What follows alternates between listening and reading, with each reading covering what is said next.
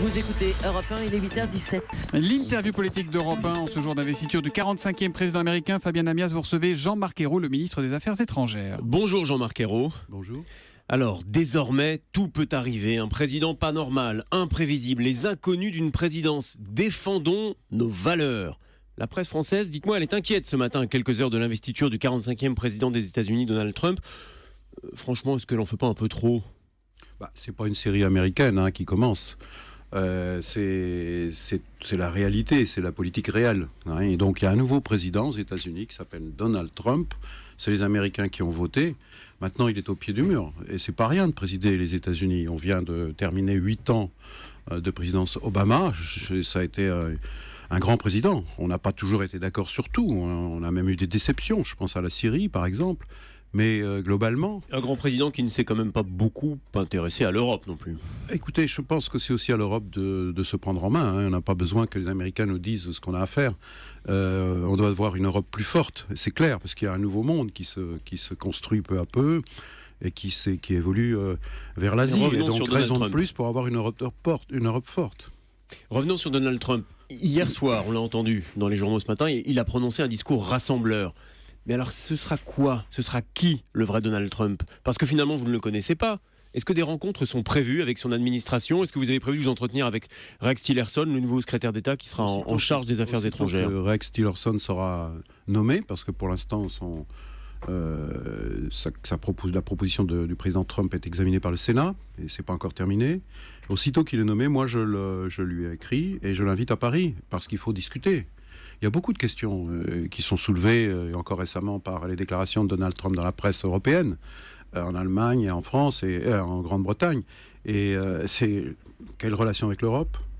Quelle relation avec l'OTAN ? Vous avez vu des questions sur la sécurité. Jugée obsolète par quelle va Donald être Trump la position américaine dans la lutte européenne. contre le terrorisme ? C'est une priorité pour nous. Quelle relation avec la Russie ? Quelle relation avec la Chine ? Et puis quel avenir pour le traité sur la transition énergétique, l'accord de Paris ? Et vous pensez l'accord que nucléaire iranien. Donc, vous pensez qu'il répondra à votre demande, le nouveau secrétaire d'État américain, Rex Tillerson ? Vous l'espérez à Paris dans les mois qui viennent ? De toute façon, il y aura bientôt des rencontres internationales. Le G20 que préside l'Allemagne, la réunion au niveau des chefs d'État et de gouvernement aura lieu au mois de mai-juin, et la date n'est pas encore complètement fixée, peut-être en juillet, mais dès le mois de février, il y a une réunion à Bonn au niveau des ministres. Donc là, c'est évident que les États-Unis seront représentés. J'y serai. Ce sera au moins la première rencontre. Plus tard, le premier contact sera à ce moment-là. À la mi-février au plus tard. Donc déjà, en tout cas, nous avons lancé toute une série de contacts avec les futurs membres de l'administration américaine. Vous savez qu'il y a un système de changement de fonctionnaires au ministère des Affaires étrangères, au secrétariat d'État. Il y a 500 personnes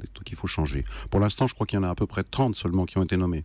Y compris les ambassadeurs, il y en aura un nouveau en France. Mais on sait déjà, et vous l'avez évoqué, que Donald Trump ne sera pas tendre avec l'Europe. Il s'en est pris à la politique migratoire de l'Allemagne. Il a fait l'apologie du Brexit, à tel point d'ailleurs que Manuel Valls a parlé de déclaration de guerre. Dites-moi, guerre ? Est-ce que le mot est bien choisi ?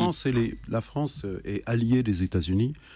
Comme le disait souvent John Kerry, c'est le plus vieil allié des États-Unis. Vous vous souvenez de l'histoire, Lafayette, etc. Ça reste un symbole, mais c'est une réalité.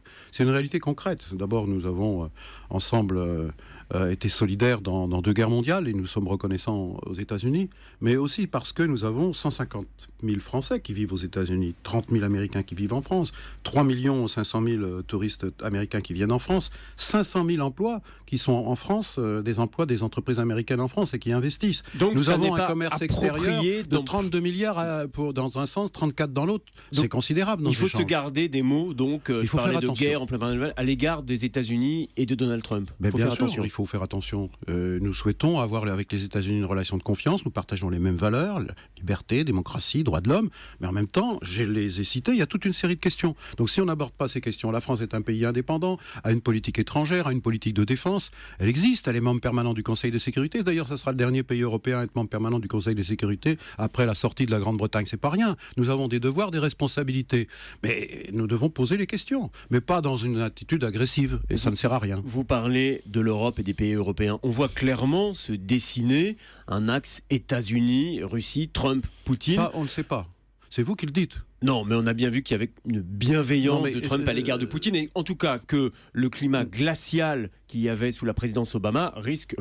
peut probablement se réchauffer. C'est ce que nous verrons. Mais, un autre sujet, nous, les Européens, est-ce qu'on doit rester comme ça sur le bord de la route ou est-ce qu'on doit, au contraire, tendre la main et faire des compromis, mais aux Américains, aux Russes? Est-ce qu'on veut être dans le jeu diplomatique mondial ou rester au bord? C'est ce que nous faisons. Là, il y a toujours cette légende. Ça se voit pas beaucoup, franchement. Attendez, ça se voit pas beaucoup. D'abord, je vais prendre l'exemple de nucléaire iranien. C'est vous dites, vous êtes déjà en train de conclure sur ce que sera la politique de Donald Trump. Vous n'en savez rien du tout, puisque la principale critique qui a été faite concernant un accord international, c'est l'accord sur le nucléaire iranien. Cet accord nucléaire iranien, c'est un élément extraordinairement important. Il faut le préserver. C'est la position de la France. Autour de la table, il y avait la France. Autour de la table, il y avait les États-Unis. Autour de la table, il y avait la Russie. Autour de la table, il y avait les Nations Unies, l'Europe. Et Donald Trump qui dit qu'il pourrait le remettre en cause. Justement, alors quand vous me dites que déjà il dessine une nouvelle alliance avec la Russie, je ne vois pas très bien comment on pouvait aller aussi vite en besogne. Nous allons voir les dossiers les uns après les autres. L'Ukraine, la Syrie, et vous savez que la France est engagée pour une solution diplomatique et non pas pour une solution militaire. Lundi prochain, il y aura une réunion à Astana, au Kazakhstan, et j'espère que ça sera la première amorce du dialogue politique et de la négociation. Précisément, Jean-Marc Ayrault, la Syrie, l'entente, alors on verra, vous avez raison, restons prudents, l'entente américano-russe, elle pourrait être au cœur du règlement de la question syrienne. En tout cas, pour ces deux puissances, il y a une chose qui est certaine, c'est que le départ de Bachar al-Assad n'est pas un préalable à tout accord de paix et à toute discussion. Est-ce que la réelle politique ne nous impose pas, nous, les Français, les Européens, de nous aligner et de dire, bah oui, il faut tenir compte du fait que Bachar al-Assad est là pour en finir avec ce massacre? Pourquoi est-ce que vous ne suivez pas un peu plus les positions françaises? Parce que là, vous êtes en train d'inventer quelque chose qui n'est pas exact. Ah bah si jamais vous me dites que vous acceptez de discuter avec Bachar el-Assad, la résolution du Conseil de sécurité du mois de décembre 2015 prévoit une transition politique par une négociation dans le cadre des Nations Unies à Genève. Il y a une réunion qui est prévue par le négociateur le 8 février prochain. Astana, je l'ai dit, puisque là c'est une réunion plus restreinte. C'est un début, c'est une amorce, mais c'est ça la position de la France. Et autour de la table, il faut construire une transition politique où il y aura les représentants du régime, donc à la tête du régime aujourd'hui il y a Bachar el-Assad. Indirectement, on peut discuter avec Bachar el-Assad. Avec les représentants de l'opposition qui doivent tous y être. Et nous sommes des garants de cette négociation avec la communauté internationale, les Russes, les Américains, etc.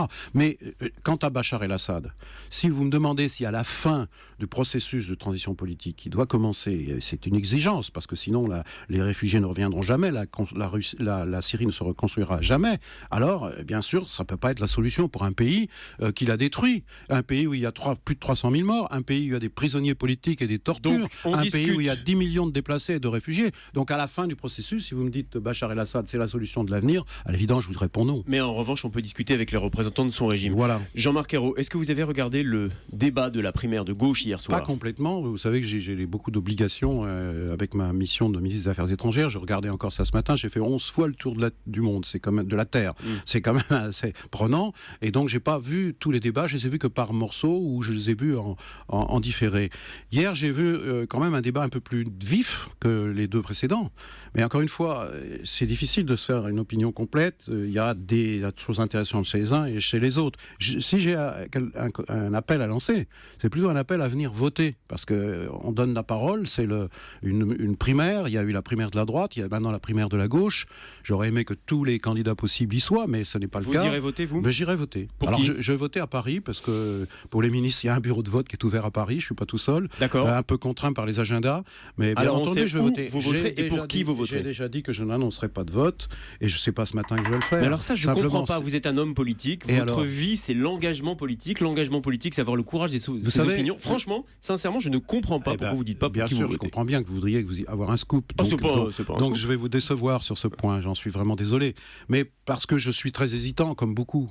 Et ce n'est pas les derniers débats qui m'ont convaincu. Et donc allez vous décider dimanche matin. Il y aura aussi un deuxième tour. Et par contre, en ce qui concerne la présidentielle, vous savez très bien, et c'est ma conviction, c'est que je veux tout faire et contribuer à faire en sorte que la gauche soit présente au deuxième tour, parce que je ne me résigne pas, encore une fois, à avoir à voter Fillon pour empêcher Le Pen. La gauche au deuxième tour, ça veut dire que nous verrons bien ce que donneront les sondages, l'opinion, etc. Mais s'il faut se réunir derrière Emmanuel Macron, puisque la question elle est posée, on l'a posée d'ailleurs hier soir au débat, vous n'aurez pas d'état d'âme à le faire. Ça, écoutez, vous pouvez le dire. Ça, ce que je vais vous dire, c'est que d'abord il y a Mélenchon, il y a Macron, Ça, on sait, ils sont candidats, ils ont décidé sans primaire.